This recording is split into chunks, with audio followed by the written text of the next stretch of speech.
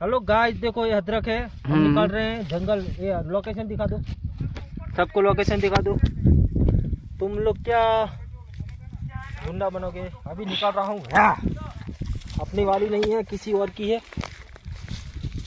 अरे बड़ी काट ले कमला છે આપણે આ તો ઘણા દન રાય ઓનું થાય ઘણા દન રાય तो बरोबर। देखो देखो कितना निकला है, छोटा छोटा छोटा है। 200 रुपये किलो रहा है, खबर पड़े घोड़ लाल थी जाए पीते। कोई आदमी में चाय नहीं पीतू ने આપણે પીતા જ નહીં મારી કોઈ तान मारी कोई 80 साल को देવું પડે मार।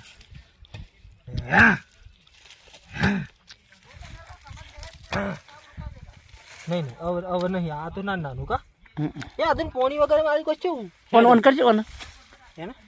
ઓન બોલ કદી કે હુકાયું એમ લાગે કદાચ હા અને ઉપસેલી છે જમીન बता हाँ आता जो माल सो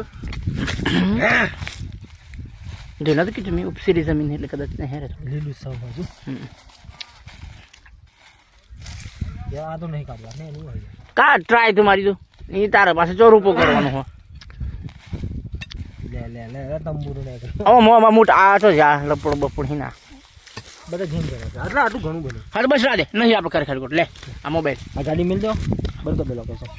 हेलो गाइस।